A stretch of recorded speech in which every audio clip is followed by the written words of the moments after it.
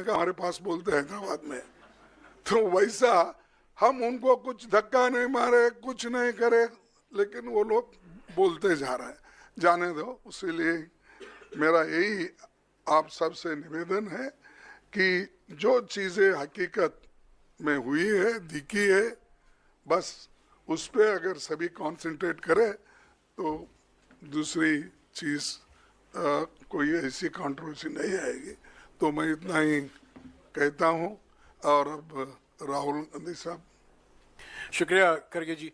मैं आपको याद दिला दूं, कल अमित शाह जी ने यह भी कहा था कि अगर खड़गे जी मेरा इस्तीफा चाहते हैं तो मैं दे सकता हूं, तो उसका इंतजार अभी भी है। मैं अभी राहुल जी से गुजारिश करूंगा। थैंक यू जयराम जी।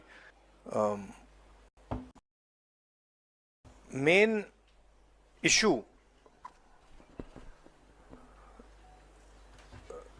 शुरुआत हुई पार्लियामेंट से कुछ दिन पहले, अदानी जी का वो यूएस में केस आया और पूरे टाइम बीजेपी ने उस पर डिस्कशन रोकने की कोशिश की। और बीजेपी की बेसिक स्ट्रैटेजी थी कि ये अदानी का जो मामला है इसकी कोई डिस्ट्रैक्शन करते हैं। उसके बाद अमित शाह जी का बयान आता है और हम पहले से कह रहे हैं कि जो बीजेपी आरएसएस की सोच है, एंटी कॉन्स्टिट्यूशनल सोच है, एंटी अंबेडकर जी की सोच है, और जो अंबेडकर जी की मेमोरी है, जो उनका कंट्रीब्यूशन है, उसको ये लोग मिटाना चाहते हैं, खत्म करना चाहते हैं। और डायरेक्टली इनके मंत्री ने, होम मिनिस्टर ने डायरेक्टली सबके सामने जो उनका माइंडसेट है वो सबके सामने उन्होंने दिखा दिया। हमने कहा कि अपॉलॉजी होनी चाहिए और उनको रिजाइन करना चाहिए, नहीं किया। और आज फिर से इन्होंने एक नया डिस्ट्रैक्शन शुरू किया है।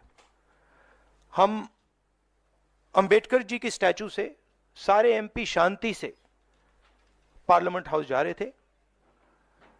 पार्लियामेंट हाउस के सीढ़ियों पे बीजेपी के एमपी ने खड़े होते हैं, हमें अंदर नहीं जाने देते हैं, और उसके बाद अब ये थोड़ा सा अपना फिर से डिस्ट्रैक्शन करने की कोशिश कर रहे हैं। रियलिटी ये है, इन्होंने अंबेडकर जी का अपमान किया है, उसकी अपॉलॉजी होनी चाहिए और रिजाइन करना चाहिए होम मिनिस्टर को। और जो मेन मुद्दा है जिसको ये मिटाना चाह रहे हैं, घुमाना चाह रहे हैं, मेन मुद्दा है कि नरेंद्र मोदी जी के मित्र अदानी जी के खिलाफ यूनाइटेड स्टेट्स में केस है, उनको वहां इंडाइट किया गया है, और अदानी जी को नरेंद्र मोदी जी हिंदुस्तान बेच रहे हैं। यह मेन मुद्दा है और इसकी डिस्कशन ये लोग नहीं चाहते हैं। Thank you.